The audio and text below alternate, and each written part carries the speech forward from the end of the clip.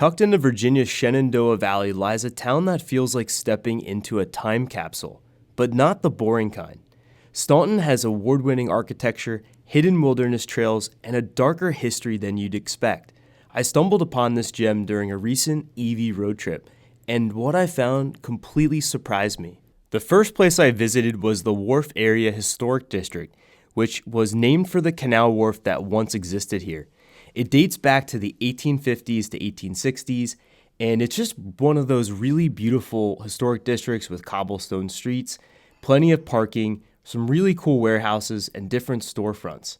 This area has a ton of local businesses, restaurants, and shops, and walking here feels like time travel. It's one of those spots that's on the National Register of Historic Places, and you can clearly see the economic history of the region. It's less polished than the main downtown, a little bit more authentic, and you can tell that they really care about restoring this zone. It's got a mix of old and new businesses, and this area for me really represented Staunton's deep history. One of my favorite discoveries in Staunton was completely unexpected, the Sears Hill Bridge. This isn't some grand tourist attraction with gift shops and tour guides. It's just this beautiful piece of history that locals have reclaimed as their own. Built back in the 1890s by the Sears and Nichols Company, that's where it gets its name. This was originally a railroad bridge, and it has that classic iron truss design that just screams industrial era America. But instead of tearing it down when the trains stopped running, Staunton did something smart. They converted it to a pedestrian walkway that connects to a really nice park. And here's the thing, the views up here are incredible. You get this elevated perspective of downtown Staunton spread out below you with the mountains in the distance, and I could definitely stay up here and just take photographs for hours, especially around sunset time when the whole city was glowing. And what I really appreciated about this specific spot was that it wasn't crowded with tourists taking selfies. It really felt like I had the entire train station and then the bridge above to myself, just really peaceful spot to kind of hang out and take a look at the city from above. This definitely represents something really important about Staunton, which is that they really try to preserve the history. And I love the symbolism here of the bridge connecting the different parts of the historical city. I highly recommend coming back during the holidays to check out the Santa Express, which is a train that's all decorated for the holidays. If you want to understand what makes Staunton special, spend some time at Gypsy Hill Park. This 214-acre park has been part of this community since 1908, and the best part was it's completely free. No parking fees, no admission gates, just open space for everyone. Walking through here, you immediately get why locals treat this place like it's their backyard. There's this beautiful duck pond with a fountain right in the center, which is for a great photo op, by the way, and it's surrounded by these massive mature trees that provide shade everywhere you turn. The variety here is what impressed me the most. You've got basketball courts, tennis courts, baseball fields for the sport crowd. You've got these really cool swans, multiple playground areas where families were just hanging out. The day that we were there, the weather was great, so everybody was out. And you can see people just walking and doing the jogging trails. Just looked like a really great spot to walk around and decompress after a long day. And there were all these really cool historical, nostalgic touches that made it feel like you were stepping back in time in the best way possible. There was a really cool historical carousel that still operates that looked like it would be great for children. Now, we didn't get a chance to see that mini train ride run, but looked like it would be a really fun thing to take your kids on. And honestly, it just looks like a great spot to be able to bring some food and go to a picnic, just to people watch. And speaking of people, I love seeing the locals taking walks after work. It definitely just gave it a really good feel.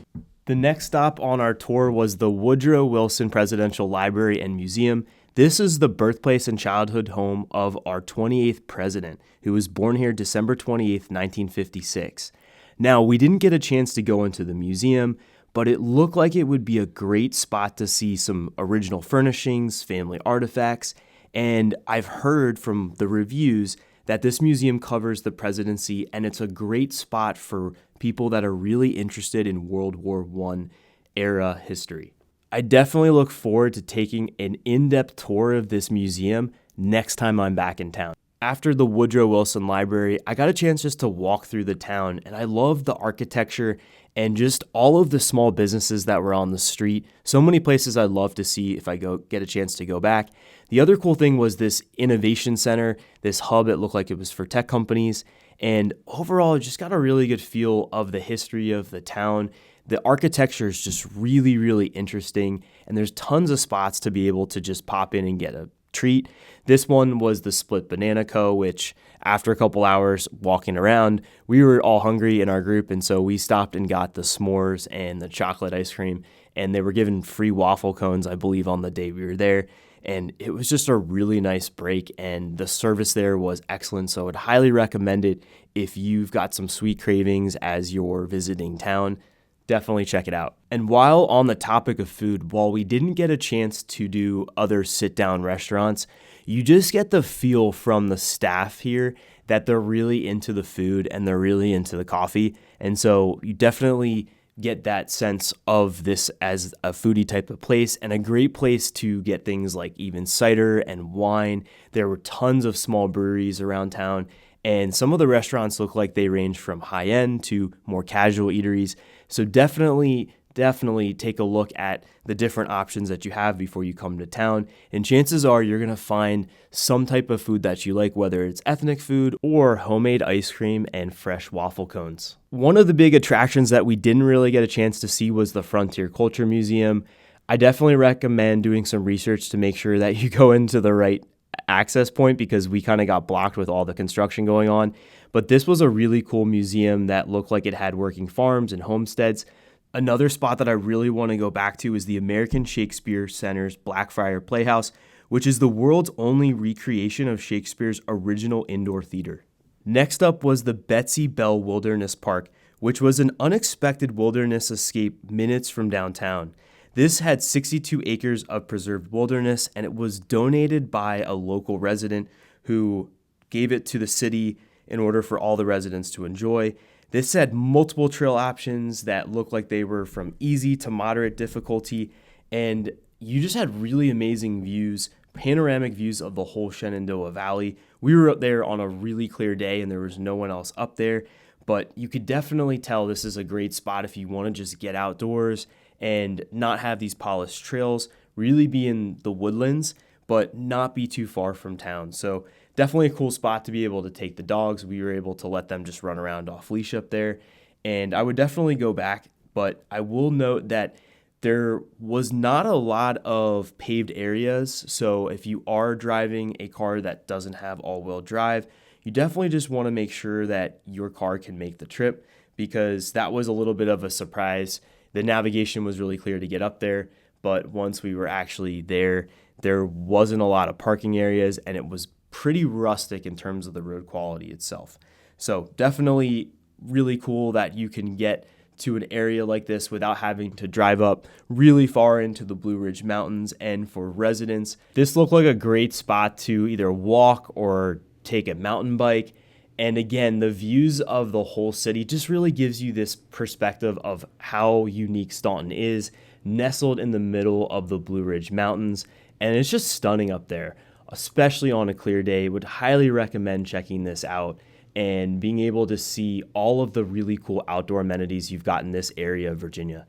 And calling all photography nerds, don't miss the Camera Heritage Museum. This was a quirky collection of imaging history. We did not get a chance to go in here, but it's one of the spots you've got to see if you're really into photography. And just down the street from this museum was the Staunton Visitor Center, and this looked like a great spot to orient yourself as you come into town, being able to see all of the different places that you can go and check out. Also, just all of the amenities and the culture that's here in this town and all of the history.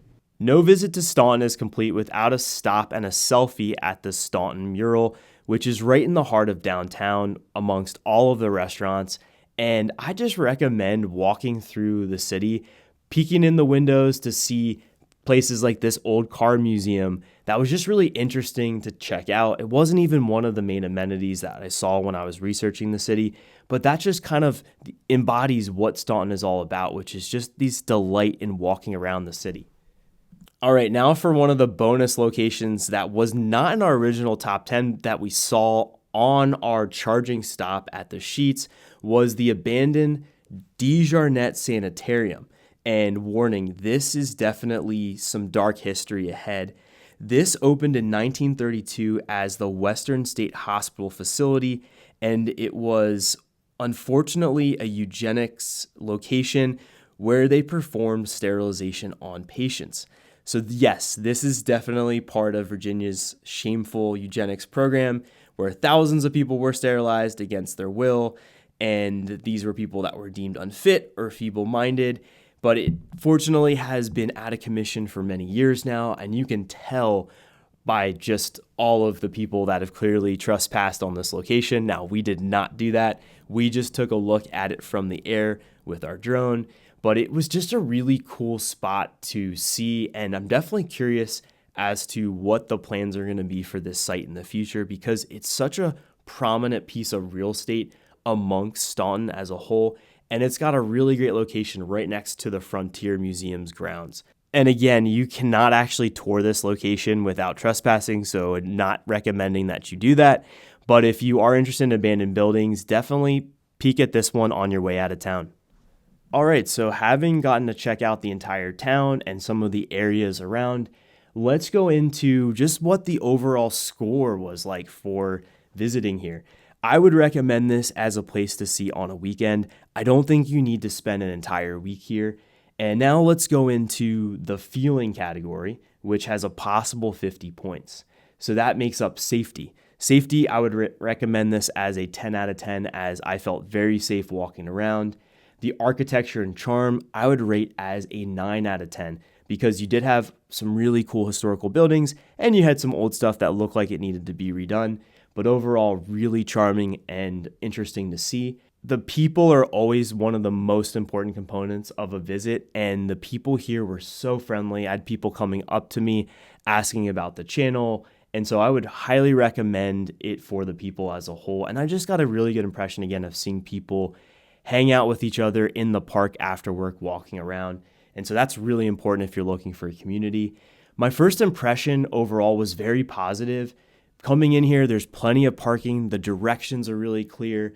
There's really good signage all around the town. And so you've just got a really good mix of different spots and restaurants and things for tourists and things for locals alike. And so I would give the first impression score a 10 out of 10. And I would also give a 10 out of 10 for the cared for score because there really just wasn't any trash.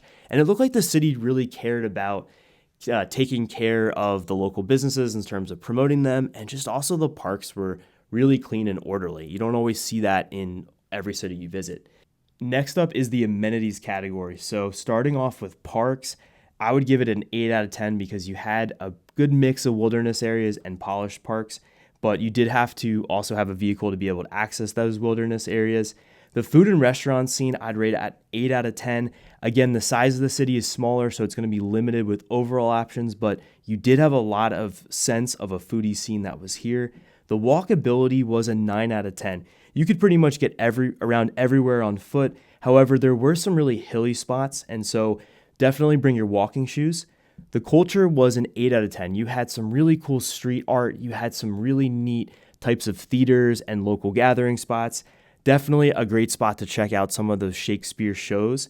And then the access and the parking score was a 9 out of 10. You had free 2-hour parking everywhere throughout the city and great signage telling you where to park. And so for me, that's really important. It just makes it feel like the city's being really hospitable when you first come in.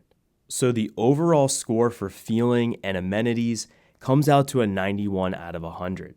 Would I go back? Absolutely. I'd love to come back here on a weekend where I could take a little bit more time to get a chance to talk to some more of the local people, as well as check out some of the restaurants in town and some of the special events that are going on all throughout the year.